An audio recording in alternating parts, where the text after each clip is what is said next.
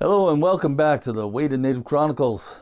What we're going to do today is we're going to revisit a subject that was dealt with in a previous video, and that has to do with the proposed changes to C-21, where Trudeau now wants to put a freeze on all handgun sales and purchases and handing them down to your children, stuff like that, and it's really got people in a bind, handgun owners in Canada.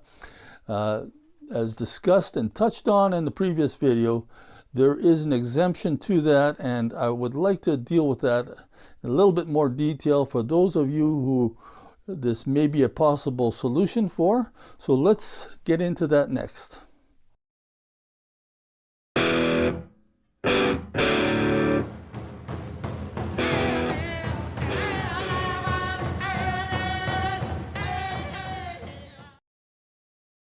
So what is it I'm referring to when I say there's a possibility that you can continue to sell and buy and hand down your handguns?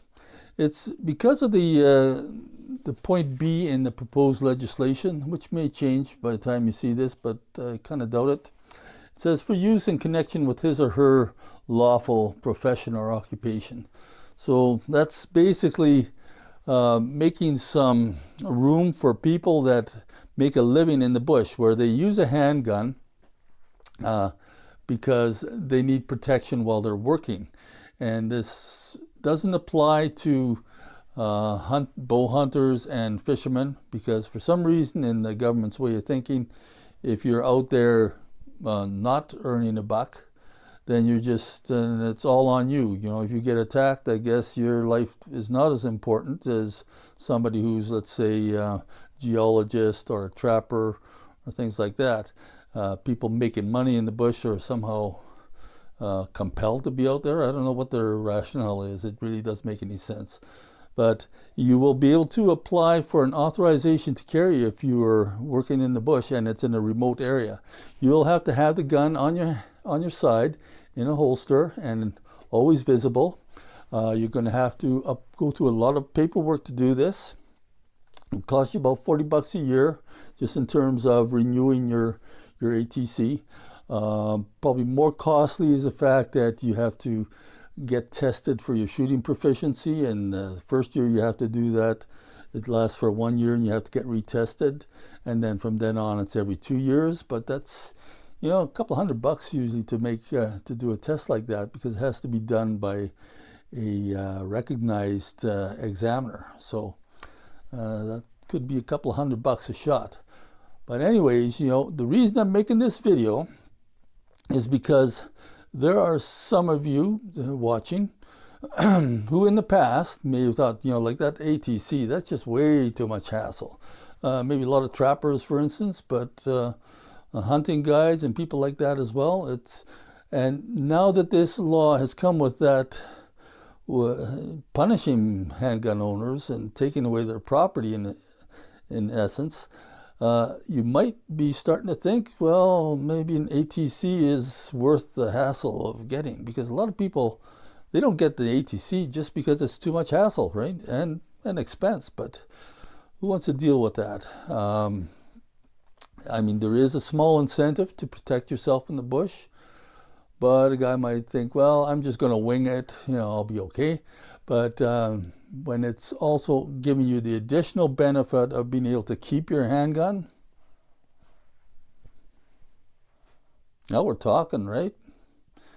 I mean, I don't want to give up my handguns, and I would like to actually hand them down to my son or grandson or granddaughter too, you know, and things like that. We have a lot invested in this. Also, in terms of what it means to you, in terms of memories. I have a gun here that I made the stock for myself, right? And right from scratch. But this is not going to qualify because it's not a work gun.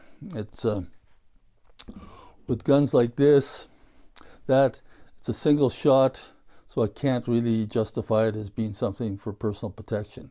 And unfortunately, that's going to also apply to you guys with the 9mm. Those are not going to be qualified for personal protection either, because they're just not deemed powerful enough to protect yourself to stop a big animal like a moose or grizzly bear or black bear for that matter. The government's going to start it off at 357 Magnum and up, preferably up from there, 44 Magnums stuff. So yeah, there's provision for 22s for trappers. So you can go with like this Model 17 here, 22. That's also for work. The government's going to allow that in terms of the classification or being a lawful occupation that you need it for. So you got that little bit of wiggle room. So hopefully that makes you aware of some possibilities that you might want to explore.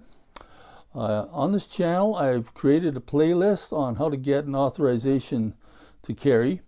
There's a whole lot of stuff involved in this and a lot of questions people have, so feel free to ask them down in the comments here.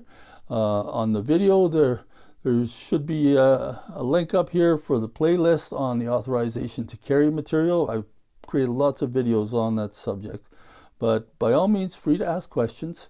Click like on this video too, so that YouTube gets this stuff out there a little bit quicker. I notice that makes a lot of difference. The previous video just took right off, and that's because people are commenting and they're clicking like and stuff like that, and clicking subscribe, which I also really appreciate if you can do that. Click subscribe to the video, and if you really like this stuff, you want to support this channel, there's a super thanks button that's right at the bottom here.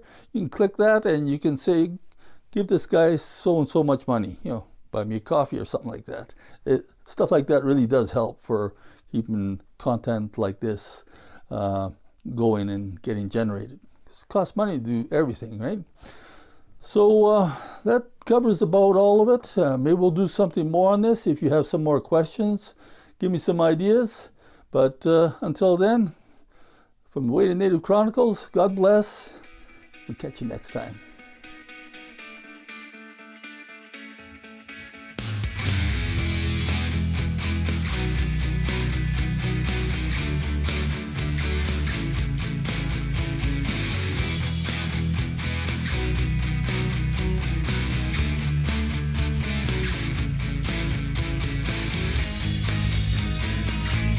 Day to den za ke he ho tsi ke ba